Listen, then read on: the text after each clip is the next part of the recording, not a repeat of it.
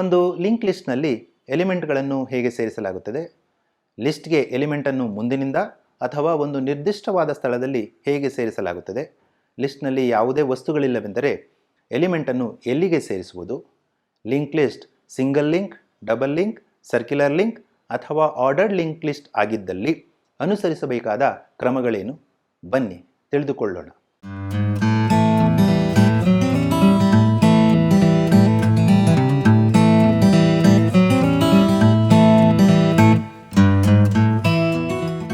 ನಮಸ್ಕಾರ, ನನ್ನ ಹೆಸರು ಮುರಳೀಧರ BL ಕನ್ನಡದಲ್ಲಿ ಕಂಪ್ಯೂಟರ್ ಕಲಿಕೆ ಚಾನಲ್ ವತಿಯಿಂದ.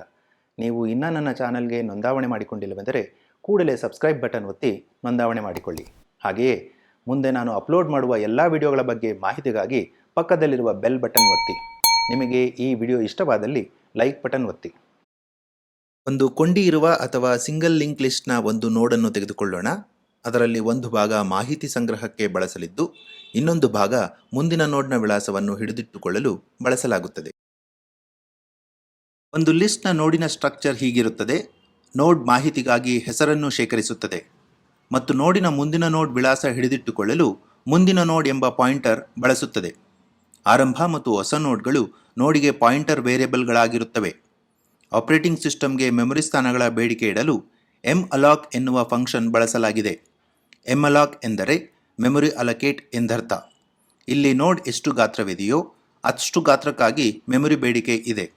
ಉದಾಹರಣೆಯಲ್ಲಿ ಹೆಸರು 10 ಮೆಮೊರಿ ಸ್ಥಳ ತೆಗೆದುಕೊಳ್ಳುವುದೆಂದು ಮತ್ತು ಮುಂದಿನ ನೋಡ್ ಪಾಯಿಂಟರ್ ವೇರಿಯೇಬಲ್ 2 ಮೆಮೊರಿ ಸ್ಥಳ ಬಳಸುವುದೆಂದು ಭಾವಿಸಿದಾಗ ನೋಡ್ ಶೇಖರಣೆಗೆ 12 ಮೆಮೊರಿ ಸ್ಥಳಗಳು ಬೇಕಾಗುತ್ತದೆ. ಆಪರೇಟಿಂಗ್ ಸಿಸ್ಟಮ್ ಮಂಜೂರು ಮಾಡಿದ ಈ ಸ್ಥಳಗಳ ಮೂಲ ವಿಳಾಸವನ್ನು ಪಾಯಿಂಟರ್ ವೇರಿಯೇಬಲ್ ಹೊಸ ನೋಡ್ಗೆ ಕೊಡುತ್ತದೆ. ಹೊಸ ನೋಡ್ ನಲ್ ಆಗಿದ್ದರೆ ಮೆಮೊರಿಯಲ್ಲಿ ಸ್ಥಳವಿಲ್ಲ ಎಂದಾಗುತ್ತದೆ. ಈಗ ಆಪರೇಟಿಂಗ್ ಸಿಸ್ಟಮ್ ಸ್ಥಳ ಮಂಜೂರು ಮಾಡಿದೆ. ಮಂಜೂರು ಮಾಡಿದ 12 ಸ್ಥಳಗಳ ಮೂಲ ವಿಳಾಸ 8F00 ಆಗಿದೆ. ಒಂದು ನೋಡನ್ನು ಲಿಸ್ಟ್ಗೆ ಮುಂದೆಯಿಂದ ಸೇರಿಸೋಣ. ಪಾಯಿಂಟರ್ ವೇರಿಯೇಬಲ್ ಆರಂಭ ಲಿಸ್ಟ್ನ ಮೊದಲ ನೋಡಿನ ವಿಳಾಸ ಹಿಡಿದಿಟ್ಟುಕೊಂಡಿರುತ್ತದೆ. ಆರಂಭ ನಲ್ ಆಗಿರುವುದರಿಂದ ಲಿಸ್ಟ್ನಲ್ಲಿ ಯಾವುದೇ ನೋಡ್ಗಳಿಲ್ಲ ಎಂದಾಗುತ್ತದೆ. ಈಗ ಆಪರೇಟಿಂಗ್ ಸಿಸ್ಟಮಿಂದ ಒಂದು ನೋಡ್ ಪಡೆಯಲಾಗುತ್ತದೆ. ಆಪರೇಟಿಂಗ್ ಸಿಸ್ಟಮಿಂದ ಮಂಜೂರಾದ ನೋಡಿನ ಮೂಲ ವಿಳಾಸವನ್ನು ಹೊಸ ನೋಡ್ ಪಾಯಿಂಟರ್ ವೇರಿಯೇಬಲ್ ಹಿಡಿದಿಟ್ಟುಕೊಂಡಿದೆ. ಹೊಸ ನೋಡ್ ಹೆಸರಿಗೆ ಮೂರ್ತಿ ಎಂಬ ವಸ್ತುವನ್ನು ಸೇರಿಸಲಾಗಿದೆ. ಲಿಸ್ಟ್ನಲ್ಲಿ ಯಾವುದೇ ನೋಡ್ಗಳಿಲ್ಲದೆ ಇರುವುದರಿಂದ ಹೊಸ ನೋಡ್ ಮುಂದಿನ ನೋಡ್ ನಲ್ ಆಗುತ್ತದೆ. ಆರಂಭ ಈಗ ಹೊಸ ನೋಡ್ಗೆ ಸೂಚಕವಾಗುತ್ತದೆ. ಈ ರೀತಿಯಾಗಿ ಖಾಲಿ ಇರುವ ಒಂದು ಲಿಸ್ಟ್ಗೆ ಮುಂದಿನಿಂದ ನೋಡ್ ಒಂದನ್ನು ಸೇರಿಸಲಾಗುತ್ತದೆ. ಈಗ ನೋಡ್ಗಳಿರುವ ಲಿಸ್ಟಿಗೆ ಮುಂದಿನಿಂದ ಹೊಸ ನೋಡೊಂದನ್ನು ಸೇರಿಸುವ ವಿಧಾನವನ್ನು ಪರಿಶೀಲಿಸೋಣ. ಮೊದಲಿಗೆ ಒಂದು ಹೊಸ ನೋಡನ್ನು ಆಪರೇಟಿಂಗ್ ಸಿಸ್ಟಮ್ನಿಂದ ಪಡೆಯಲಾಗಿದೆ. ಆಪರೇಟಿಂಗ್ ಸಿಸ್ಟಮ್ನಿಂದ ಮಂಜೂರಾದ ನೋಡಿನ ಮೂಲ ವಿಳಾಸವನ್ನು ಪಾಯಿಂಟರ್ ವೇರಿಯೇಬಲ್ ಹೊಸ ನೋಡ್ ಇಟ್ಟುಕೊಂಡಿದೆ. ಆ ವಿಳಾಸ 6812 ಆಗಿದೆ. ಹೊಸ ನೋಡ್ ಹೆಸರಿಗೆ ಶ್ವೇತಾ ಎಂಬ ವಸ್ತು ಸೇರಿಸಲಾಗಿದೆ. ಹೊಸ ನೋಡ್ ಈಗಿರುವ ನೋಡ್ಗಳಿಗಿಂತ ಮುಂಚೆ ಸೇರಿಸಲಾಗುವುದರಿಂದ ಹೊಸ ನೋಡ್ ಮುಂದಿನ ನೋಡ್ ಮೊದಲ ನೋಡ್ಗೆ ಸೂಚಕವಾಗಿರಬೇಕಿರುತ್ತದೆ. ಮೊದಲ ನೋಡ್ನ ವಿಳಾಸ ಆರಂಭ ಪಾಯಿಂಟರ್ ವೇರಿಯೇಬಲ್ನಲ್ಲಿದೆ. ಆದುದರಿಂದ ಹೊಸ ನೋಡ್ ಮುಂದಿನ ನೋಡ್ಗೆ ಆರಂಭದಲ್ಲಿರುವ ವಿಳಾಸವನ್ನು ತುಂಬಲಾಗುತ್ತದೆ. ಹೊಸ ನೋಡ್ ಲಿಸ್ಟ್ನಲ್ಲಿ ಮೊದಲ ನೋಡ್ ಆಗಿರುವುದರಿಂದ ಆರಂಭ ಹೊಸ ನೋಡ್ ವಿಳಾಸ ಪಡೆಯುತ್ತದೆ.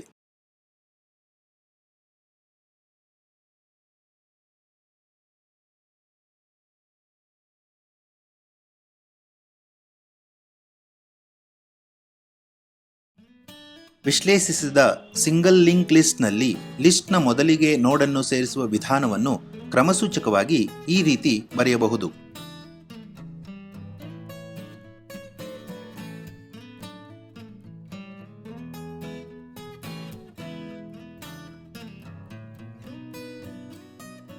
ಈಗ ಲಿಸ್ಟ್ಗೆ ಒಂದು ನೋಡಿನ ತರುವಾಯ ನೋಡೊಂದನ್ನು ಸೇರಿಸುವ ವಿಧಾನವನ್ನು ವಿಮರ್ಶಿಸೋಣ. ಒಂದು ಲಿಸ್ಟ್ನಲ್ಲಿ ಮೂರ್ತಿ ಎನ್ನುವ ನೋಡ್ ನಂತರ ಲಕ್ಷ್ಮಿ ಎನ್ನುವ ನೋಡನ್ನು ಸೇರಿಸೋಣ. ಮೊದಲಿಗೆ ಮೂರ್ತಿ ಎನ್ನುವ ನೋಡಿನ ವಿಳಾಸವನ್ನು ಲಿಸ್ಟ್ ಕ್ರಮಿಸಿ ತಿಳಿದುಕೊಳ್ಳಬೇಕಾಗುತ್ತದೆ. ಲಿಸ್ಟ್ನಲ್ಲಿ ನೋಡ್ ಹುಡುಕುವ ಪ್ರಕ್ರಿಯೆ ವಿಧಾನದ ವಿಡಿಯೋವನ್ನು ಈ ವಿಡಿಯೋ ಕೆಳಗಿರುವ ಡಿಸ್ಕ್ರಿಪ್ಷನ್ನಲ್ಲಿ ಕೊಡಲಾಗಿದೆ. ಕ್ರಮಿಸುವ ಅಲ್ಗಾರಿದಮ್ ಬಳಸಿ ಮೂರ್ತಿ ನೋಡ್ ವಿಳಾಸವನ್ನು ಪಾಯಿಂಟರ್ ವೇರಿಯಬಲ್ ಈಗಿನ ನೋಡ್ ಹಿಡಿದಿಟ್ಟುಕೊಂಡಿದೆ. ಆ ವಿಳಾಸ 6812 ಆಗಿದೆ. ಈಗ ಆಪರೇಟಿಂಗ್ ಸಿಸ್ಟಮ್ನಿಂದ ಒಂದು ನೋಡ್ ಪಡೆಯಲಾಗುತ್ತದೆ. ಆಪರೇಟಿಂಗ್ ಸಿಸ್ಟಮ್ನಿಂದ ಮಂಜೂರಾದ ನೋಡಿನ ಮೂಲ ವಿಳಾಸವನ್ನು ಹೊಸ ನೋಡ್ ಪಾಯಿಂಟರ್ ವೇರಿಯಬಲ್ ಹಿಡಿದಿಟ್ಟುಕೊಂಡಿದೆ. ಆ ನೋಡಿನ ಹೆಸರಿಗೆ ಲಕ್ಷ್ಮಿ ಎನ್ನುವ ವಸ್ತು ಸೇರಿಸಲಾಗಿದೆ. ಹೊಸ ನೋಡ್ನ ಮುಂದಿನ ನೋಡ್ ಮೂರ್ತಿ ನೋಡ್ ಮುಂದಿನ ನೋಡ್ ಸೂಚಿಸುವ ವಿಳಾಸ ಪಡೆಯಬೇಕಿರುತ್ತದೆ. ಆದುದರಿಂದ ಹೊಸ ನೋಡ್ ಮುಂದಿನ ನೋಡ್ಗೆ ಈಗಿನ ನೋಡ್ ಮುಂದಿನ ನೋಡ್ ವಿಳಾಸ ನೀಡಲಾಗುತ್ತದೆ. ಈಗ ಮೂರ್ತಿ ನೋಡ್ ಹೊಸ ನೋಡ್ಗೆ ಸೂಚಕವಾಗಬೇಕಿರುತ್ತದೆ. ಆದುದರಿಂದ ಈಗಿನ ನೋಡ್ ಮುಂದಿನ ನೋಡ್ ಹೊಸ ನೋಡ್ ವಿಳಾಸ ಪಡೆಯುತ್ತದೆ.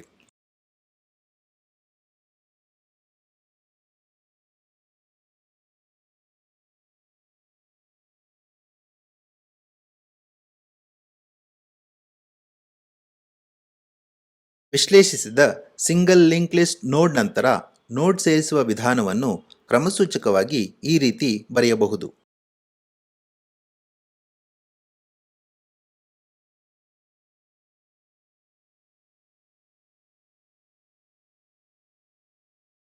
ಲಿಸ್ಟ್ನಲ್ಲಿರುವ ವಸ್ತುಗಳು ಒಂದು ಕ್ರಮವಾಗಿ ಶೇಖರಣೆಯಾಗಿದ್ದಲ್ಲಿ ಅಂತಹ ಲಿಸ್ಟನ್ನು ಆರ್ಡರ್ಡ್ ಲಿಸ್ಟ್ ಎನ್ನಲಾಗುತ್ತದೆ. ಉದಾಹರಣೆಗೆ, ಒಂದು ಆರ್ಡರ್ಡ್ ಲಿಸ್ಟ್ನಲ್ಲಿ ಒಟ್ಟು 4 ನೋಡ್ಗಳಿವೆ ಎಂದು ಭಾವಿಸೋಣ. ಆರ್ಡರ್ಡ್ ಲಿಸ್ಟ್ನಲ್ಲಿ ನೋಡ್ನಲ್ಲಿರುವ ವಸ್ತುಗಳು ಕನ್ನಡ ಅಕ್ಷರಮಾಲೆ ಪ್ರಕಾರ ಅಸೆಂಡಿಂಗ್ ಆರ್ಡರ್ನಲ್ಲಿ ಜೋಡಣೆಯಾಗಿವೆ. ಆರ್ಡರ್ಡ್ ಲಿಸ್ಟ್ನಲ್ಲಿ ನೋಡನ್ನು ಸೇರಿಸುವ ಪ್ರಕ್ರಿಯೆಯನ್ನು ವಿಮರ್ಶಿಸೋಣ. ಈಗ ರವೀಶ್ ಎಂಬ ವಸ್ತುವನ್ನು ಲಿಸ್ಟ್ಗೆ ಸೇರಿಸೋಣ. ರವೀಶ್ ಸೇರಿಸಬೇಕಿರುವ ವಸ್ತು ಆಗಿದೆ. ಈಗಿನ ನೋಡ್ ಎಂಬ ಪಾಯಿಂಟರ್ ಆರಂಭದಲ್ಲಿರುವ ವಿಳಾಸವನ್ನು ನಕಲು ಮಾಡಿಕೊಂಡು ಲಿಸ್ಟ್ನ ಮೊದಲ ನೋಡ್ಗೆ ಸೂಚಕವಾಗಿದೆ. ಮೊದಲಿಗೆ ಸೇರಿಸಬೇಕಿರುವ ವಸ್ತು ಈಗಿನ ನೋಡ್ ಹೆಸರುಗಿಂತ ಅಕ್ಷರಮಾಲೆಯಲ್ಲಿ ಹಿಂದೆ ಇದೆಯೇ ಎಂದು ಪರೀಕ್ಷಿಸಲಾಗುತ್ತದೆ. ಹಾಗಿದ್ದಲ್ಲಿ ಹೊಸ ನೋಡನ್ನು ಲಿಸ್ಟ್ ಮೊದಲಿಗೆ ಸೇರಿಸಲಾಗುತ್ತದೆ. ಆದರೆ ಸೇರಿಸಬೇಕಿರುವ ವಸ್ತು ರವೀಶ್ ಈಗಿನ ನೋಡ್ ಹೆಸರು ಬಾಬುಗಿಂತ ಅಕ್ಷರಮಾಲೆಯಲ್ಲಿ ಮುಂದೆ ಇದೆ. ಸೇರಿಸಬೇಕಿರುವ ಸ್ಥಳದ ಹುಡುಕಾಟ ಮುಂದುವರಿಸಬೇಕಿದೆ. ಸೇರಿಸುವ ವಸ್ತು ಸೇರ್ಪಡೆ ಮಾಡಲು ಈಗಿನ ನೋಡ್ನ ಹಿಂದಿನ ನೋಡ್ ವಿಳಾಸವನ್ನು ಶೇಖರಿಸುವ ಅವಶ್ಯಕತೆ ಇರುತ್ತದೆ. ಆದುದರಿಂದ ಈಗಿನ ನೋಡನ್ನು ಮುಂದಿನ ನೋಡ್ಗೆ ಕಳಿಸುವ ಮೊದಲು ಅದರ ವಿಳಾಸವನ್ನು ಹಿಂದಿನ ಎಂಬ ಪಾಯಿಂಟರ್ ವೇರಿಯಬಲ್ಗೆ ನಕಲು ಮಾಡಿಕೊಳ್ಳಲಾಗುತ್ತದೆ. ಈಗ ಹಿಂದಿನ ನೋಡ್ ಮುಂದಿನ ನೋಡ್ ವಿಳಾಸವನ್ನು ಈಗಿನ ನೋಡ್ಗೆ ನೀಡಲಾಗುತ್ತದೆ. ಸೇರಿಸಬೇಕಿರುವ ವಸ್ತು ಈಗಿನ ನೋಡ್ ಹೆಸರುಗಿಂತ ಅಕ್ಷರಮಾಲೆಯಲ್ಲಿ ಹಿಂದೆ ಇದೆಯೇ ಎಂದು ಪರೀಕ್ಷಿಸಲಾಗುತ್ತದೆ. ಆದರೆ ಸೇರಿಸಬೇಕಿರುವ ವಸ್ತು ರವೀಶ್ ಈಗಿನ ನೋಡ್ ಹೆಸರು ಮೂರ್ತಿಗಿಂತ ಅಕ್ಷರಮಾಲೆಯಲ್ಲಿ ಮುಂದೆ ಇದೆ. ಸೇರಿಸುವ ಸ್ಥಳದ ಹುಡುಕಾಟ ಮುಂದುವರಿಯಬೇಕಿರುವುದರಿಂದ ಈಗಿನ ನೋಡ್ ಮುಂದಿನ ನೋಡ್ಗೆ ಸೂಚಕವಾಗಬೇಕಿರುತ್ತದೆ. ಈಗಿನ ನೋಡ್ ಮುಂದಿನ ನೋಡ್ಗೆ ಸೂಚಕವಾಗುವ ಮೊದಲು ಅದರ ವಿಳಾಸವನ್ನು ಹಿಂದಿನ ಎಂಬ ಪಾಯಿಂಟರ್ ವೇರಿಯಬಲ್ಗೆ ನಕಲು ಮಾಡಿಕೊಳ್ಳಲಾಗುವುದು. ಈಗ ಈಗಿನ ನೋಡ್ ಮುಂದಿನ ನೋಡ್ ವಿಳಾಸವನ್ನು ಈಗಿನ ನೋಡ್ಗೆ ನೀಡಲಾಗುತ್ತದೆ. ಸೇರಿಸಬೇಕಿರುವ ವಸ್ತು ಈಗಿನ ನೋಡ್ ಹೆಸರುಗಿಂತ ಅಕ್ಷರಮಾಲೆಯಲ್ಲಿ ಹಿಂದೆ ಇದೆಯೇ ಎಂದು ಪರೀಕ್ಷಿಸಲಾಗುತ್ತದೆ. ಸೇರಿಸಬೇಕಿರುವ ವಸ್ತು ರವೀಶ್ ಈಗಿನ ನೋಡ್ ಹೆಸರು ಲಕ್ಷ್ಮಿಗಿಂತ ಅಕ್ಷರಮಾಲೆಯಲ್ಲಿ ಹಿಂದೆ ಇದೆ. ಆದುದರಿಂದ ರವೀಶ್ ಅನ್ನು ಹಿಂದಿನ ಮತ್ತು ಈಗಿನ ನೋಡ್ಗಳ ಮಧ್ಯೆ ಸೇರಿಸಬೇಕಿದೆ. ಈಗ ಆಪರೇಟಿಂಗ್ ಸಿಸ್ಟಮ್ನಿಂದ ಒಂದು ನೋಡ್ ಪಡೆಯಲಾಗುತ್ತದೆ. ಅದರ ಮೂಲ ವಿಳಾಸವನ್ನು ಹೊಸ ನೋಡ್ ಪಾಯಿಂಟರ್ ವೇರಿಯಬಲ್ ಹಿಡಿದಿಟ್ಟುಕೊಂಡಿದೆ. ಆ ನೋಡ್ನ ಹೆಸರಿಗೆ ರವೀಶ್ ಎನ್ನುವ ವಸ್ತು ಸೇರಿಸಲಾಗಿದೆ. ಹೊಸ ನೋಡ್ನ ಮುಂದಿನ ನೋಡ್ ಲಕ್ಷ್ಮಿ ನೋಡ್ಗೆ ಸೂಚಕವಾಗಬೇಕಿದ್ದು ಲಕ್ಷ್ಮಿ ನೋಡ್ ವಿಳಾಸ ಈಗಿನ ನೋಡ್ನಲ್ಲಿದೆ. ಆದುದರಿಂದ ಹೊಸ ನೋಡ್ ಮುಂದಿನ ನೋಡ್ಗೆ ಈಗಿನ ನೋಡ್ ವಿಳಾಸ ನೀಡಲಾಗುತ್ತದೆ. ಈಗ ಹಿಂದಿನ ನೋಡ್ ಹೊಸ ನೋಡ್ಗೆ ಸೂಚಕವಾಗಬೇಕಿದೆ. ಆದುದರಿಂದ ಹಿಂದಿನ ಮುಂದಿನ ನೋಡ್ಗೆ ಹೊಸ ನೋಡ್ ವಿಳಾಸ ನೀಡಲಾಗುತ್ತದೆ.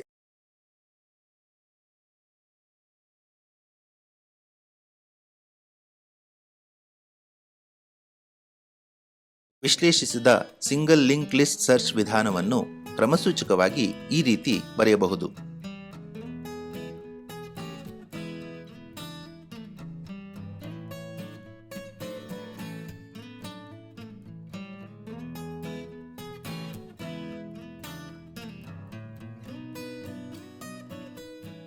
ಒಂದು ಸರ್ಕ್ಯುಲರ್ ಲಿಸ್ಟ್ನಲ್ಲಿ ನೋಡನ್ನು ಸೇರಿಸುವ ಪ್ರಕ್ರಿಯೆಯನ್ನು ವಿಮರ್ಶಿಸೋಣ.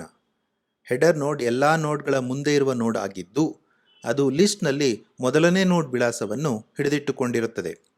ಆರಂಭ ಪಾಯಿಂಟರ್ ವೇರಿಯಬಲ್ ಹೆಡರ್ ನೋಡ್ ವಿಳಾಸವನ್ನು ಹಿಡಿದಿಟ್ಟುಕೊಂಡಿದೆ. ಆರಂಭ ಮುಂದಿನ ನೋಡ್ ಆರಂಭ ವಿಳಾಸವನ್ನು ಹೊಂದಿದ್ದರೆ ಲಿಸ್ಟ್ನಲ್ಲಿ ಯಾವುದೇ ವಸ್ತುಗಳಿರದೆ ಲಿಸ್ಟ್ ಖಾಲಿ ಇದೆ ಎಂದರ್ಥ. ಖಾಲಿ ಇರುವ ಈ ಸರ್ಕ್ಯುಲರ್ ಲಿಸ್ಟ್ಗೆ ಒಂದು ನೋಡನ್ನು ಸೇರಿಸುವ ಪ್ರಕ್ರಿಯೆಯನ್ನು ವಿಮರ್ಶಿಸೋಣ. ಈಗ ಆಪರೇಟಿಂಗ್ ಸಿಸ್ಟಮ್ನಿಂದ ಒಂದು ನೋಡ್ ಪಡೆಯಲಾಗುತ್ತದೆ.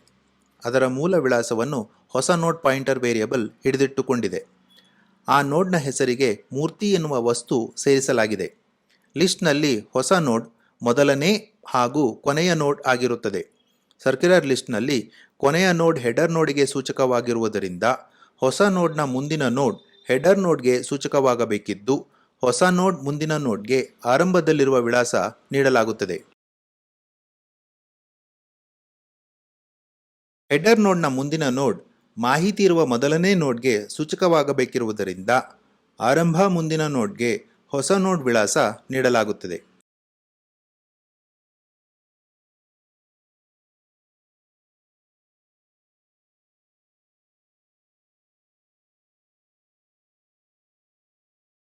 ಈಗ ಶ್ವೇತಾ ಎಂಬ ವಸ್ತುವನ್ನು ಸರ್ಕ್ಯುಲರ್ ಲಿಸ್ಟ್ನ ಮೊದಲಿಗೆ ಸೇರಿಸೋಣ. ಆಪರೇಟಿಂಗ್ ಸಿಸ್ಟಮ್ನಿಂದ ಒಂದು ನೋಡ್ ಪಡೆಯಲಾಗುತ್ತದೆ. ಅದರ ಮೂಲ ವಿಳಾಸವನ್ನು ಹೊಸ ನೋಡ್ ಪಾಯಿಂಟರ್ ವೇರಿಯಬಲ್ ಹಿಡಿದಿಟ್ಟುಕೊಂಡಿದೆ. ಆ ನೋಡ್ನ ಹೆಸರಿಗೆ ಶ್ವೇತಾ ಎನ್ನುವ ವಸ್ತು ಸೇರಿಸಲಾಗಿದೆ. ಈ ಹೊಸ ನೋಡ್ನ ಮುಂದಿನ ನೋಡ್ ಮಾಹಿತಿ ಇರುವ ಮೊದಲನೇ ನೋಡ್ಗೆ ಸೂಚಕವಾಗಬೇಕಿದ್ದು, ಮಾಹಿತಿ ಇರುವ ಮೊದಲನೇ ವಿಳಾಸ ಆರಂಭ ನೋಡ್ ಮುಂದಿನ ನೋಡ್ನಲ್ಲಿರುತ್ತದೆ. ಆದುದರಿಂದ ಹೊಸ ನೋಡ್ ಮುಂದಿನ ನೋಡ್ಗೆ ಆರಂಭ ಮುಂದಿನ ನೋಡ್ ವಿಳಾಸವನ್ನು ನೀಡಲಾಗುತ್ತದೆ. ಹೆಡರ್ ನೋಡ್ ಮಾಹಿತಿ ಇರುವ ಮೊದಲನೇ ನೋಡ್ಗೆ ಸೂಚಕವಾಗಬೇಕಿರುವುದರಿಂದ ಆರಂಭ ಮುಂದಿನ ನೋಡ್ಗೆ ಹೊಸ ನೋಡ್ ವಿಳಾಸ ನೀಡಲಾಗುತ್ತದೆ.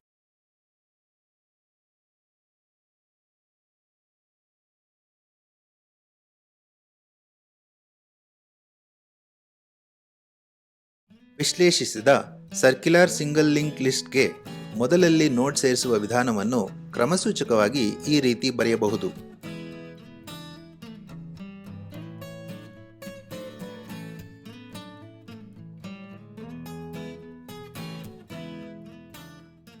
ಈಗ ಒಂದು ಸರ್ಕ್ಯುಲರ್ ಲಿಸ್ಟ್ಗೆ ವಸ್ತುವನ್ನು ಒಂದು ನೋಡ್ ನಂತರ ಸೇರಿಸೋಣ. ಮೊದಲಿಗೆ ಯಾವ ನೋಡ್ ನಂತರ ವಸ್ತುವನ್ನು ಸೇರಿಸಬೇಕೆಂದಿರುತ್ತೇವೆಯೋ ಆ ವಸ್ತುವಿನ ವಿಳಾಸವನ್ನು ಹುಡುಕುವ ಪ್ರಕ್ರಿಯೆ ಬಳಸಿ ಪಡೆಯಲಾಗುತ್ತದೆ. ಆ ಹುಡುಕುವ ವಸ್ತುವಿನ ವಿಳಾಸ ಈಗಿನ ನೋಡ್ ಪಾಯಿಂಟರ್ ವೇರಿಯಬಲ್ನಲ್ಲಿ ಇದೆ ಎಂದು ಭಾವಿಸೋಣ. ಈಗಿನ ನೋಡ್ ನಲ್ ಆಗಿದ್ದರೆ ಹುಡುಕುವ ವಸ್ತು ಲಿಸ್ಟ್ನಲ್ಲಿ ಇಲ್ಲ ಎಂದರ್ಥ.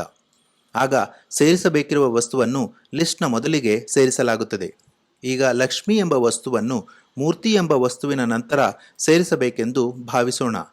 ಮೂರ್ತಿ ನೋಡ್ನ ವಿಳಾಸ 61EA ಅನ್ನು ಈಗಿನ ನೋಡ್ ಪಾಯಿಂಟರ್ ವೇರಿಯಬಲ್ ಹಿಡಿದಿಟ್ಟುಕೊಂಡಿದೆ. ಆಪರೇಟಿಂಗ್ ಸಿಸ್ಟಮ್ನಿಂದ ಒಂದು ನೋಡ್ ಪಡೆಯಲಾಗುತ್ತದೆ. ಅದರ ಮೂಲ ವಿಳಾಸವನ್ನು ಹೊಸ ನೋಡ್ ಪಾಯಿಂಟರ್ ವೇರಿಯಬಲ್ ಹಿಡಿದಿಟ್ಟುಕೊಂಡಿದೆ. ಆ ನೋಡ್ನ ಹೆಸರಿಗೆ ಲಕ್ಷ್ಮಿ ಎನ್ನುವ ವಸ್ತು ಸೇರಿಸಲಾಗಿದೆ. ಈ ಹೊಸ ನೋಡಿನ ಮುಂದಿನ ನೋಡ್ ಈಗಿನ ನೋಡ್ ಮುಂದಿನ ನೋಡ್ನ ವಿಳಾಸ ಪಡೆಯುತ್ತದೆ. ಈಗಿನ ನೋಡ್ ಮುಂದಿನ ನೋಡ್ ಹೊಸ ನೋಡ್ ವಿಳಾಸ ಪಡೆಯುತ್ತದೆ.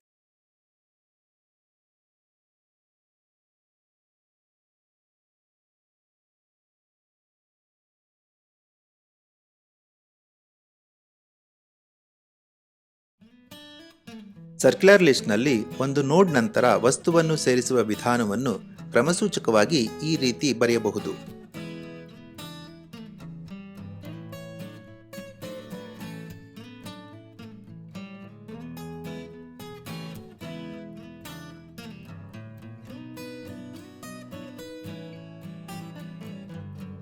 ಈಗ ಡಬಲ್ ಲಿಂಕ್ ಲಿಸ್ಟ್ನಲ್ಲಿ ಒಂದು ನೋಡನ್ನು ಸೇರಿಸುವ ಪ್ರಕ್ರಿಯೆಯನ್ನು ವಿಮರ್ಶಿಸೋಣ.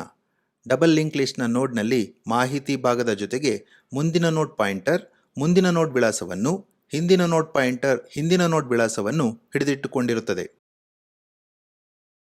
ಡಬಲ್ ಲಿಂಕ್ ಲಿಸ್ಟ್ನಲ್ಲಿ ಮೊದಲನೇ ನೋಡ್ಗೆ ಮತ್ತು ಕೊನೆಯ ನೋಡ್ಗೆ ಸೂಚಕವಿರುವುದರಿಂದ ಮುಂದಿನಿಂದಾಗಲಿ ಅಥವಾ ಹಿಂದಿನಿಂದಾಗಲಿ ಲಿಸ್ಟನ್ನು ಕ್ರಮಿಸಬಹುದು. ಶಿವ ಎನ್ನುವ ವಸ್ತುವನ್ನು ಮೂರ್ತಿ ಎನ್ನುವ ವಸ್ತುವಿನ ನಂತರ ಸೇರಿಸೋಣ. ಮೊದಲಿಗೆ ಡಬಲ್ ಲಿಂಕ್ ಲಿಸ್ಟ್ನ ಕ್ರಮಿಸುವ ಅಲ್ಗಾರಿದಮ್ ಬಳಸಿ ಮೂರ್ತಿ ವಸ್ತುವಿನ ವಿಳಾಸ ಪಡೆಯಲಾಗುತ್ತದೆ. ಅದನ್ನು ಈಗಿನ ನೋಡ್ ಪಾಯಿಂಟರ್ ವೇರಿಯಬಲ್ನಲ್ಲಿಡಲಾಗುತ್ತದೆ. ಈಗಿನ ನೋಡ್ ನಲ್ ಆಗಿದ್ದರೆ ಹುಡುಕುವ ವಸ್ತು ಲಿಸ್ಟ್ನಲ್ಲಿ ಇಲ್ಲ ಎಂದಾಗಿ ಸೇರಿಸಬೇಕಿರುವ ವಸ್ತುವನ್ನು ಮೊದಲನೇ ನೋಡ್ ಆಗಿ ಅಥವಾ ಕೊನೆಯ ನೋಡ್ ಆಗಿ ಸೇರಿಸಲಾಗುವುದು. ಈಗ ಈಗಿನ ನೋಡ್ ನಲ್ ಆಗಿರದೆ ಅದು ವಿಳಾಸ 6400ಯನ್ನು ಹೊಂದಿದೆ. ಶಿವ ಎನ್ನುವ ವಸ್ತುವನ್ನು ಈಗ ಲಿಸ್ಟ್ಗೆ ಮೂರ್ತಿ ನಂತರ ಸೇರಿಸಲಾಗುತ್ತದೆ. ಅದಕ್ಕಾಗಿ ಆಪರೇಟಿಂಗ್ ಸಿಸ್ಟಮ್ಮಿಂದ ಒಂದು ನೋಡ್ ಪಡೆಯಲಾಗುತ್ತದೆ. ನೋಡಿನ ಮೂಲ ವಿಳಾಸವನ್ನು ಹೊಸ ನೋಡ್ ಪಾಯಿಂಟರ್ ವೇರಿಯೇಬಲ್ ಹಿಡಿದಿಟ್ಟುಕೊಂಡಿದೆ. ಆ ನೋಡ್ನ ಹೆಸರಿಗೆ ಶಿವ ಎನ್ನುವ ವಸ್ತು ಸೇರಿಸಲಾಗಿದೆ. ಹೊಸ ನೋಡ್ ಮುಂದಿನ ನೋಡ್ಗೆ ಈಗಿನ ನೋಡ್ ಮುಂದಿನ ನೋಡ್ ವಿಳಾಸ ನೀಡಲಾಗುತ್ತದೆ. ಹೊಸ ನೋಡ್ ಹಿಂದಿನ ನೋಡ್ಗೆ ಈಗಿನ ನೋಡ್ ವಿಳಾಸ ತುಂಬಲಾಗುತ್ತದೆ.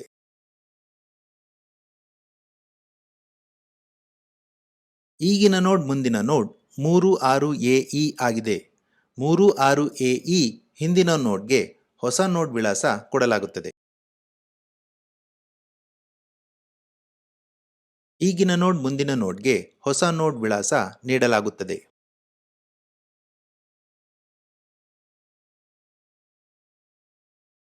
ಡಬಲ್ ಲಿಂಕ್ ಲಿಸ್ಟ್ನಲ್ಲಿ ಒಂದು ವಸ್ತುವಿನ ನಂತರ ಇನ್ನೊಂದು ವಸ್ತುವನ್ನು ಸೇರಿಸುವ ಪರಿಕ್ರಮದಲ್ಲಿ ಸಿಂಗಲ್ ಲಿಂಕ್ ಲಿಸ್ಟ್ ಪರಿಕ್ರಮದಂತೆ ಹಿಂದಿನ ಎನ್ನುವ ಪಾಯಿಂಟರ್ ವೇರಿಯೇಬಲ್ ಬಳಸುವ ಅವಶ್ಯಕತೆ ಇರುವುದಿಲ್ಲ.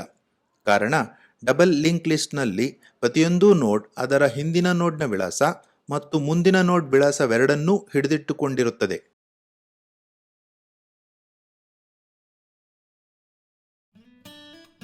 ವಿಶ್ಲೇಷಿಸಿದ ಡಬಲ್ ಲಿಂಕ್ ಲಿಸ್ಟ್ನಲ್ಲಿ ಒಂದು ವಸ್ತುವಿನ ನಂತರ ಸೇರಿಸುವ ವಿಧಾನವನ್ನು ಕ್ರಮಸೂಚಕವಾಗಿ ಈ ರೀತಿ ಬರೆಯಬಹುದು.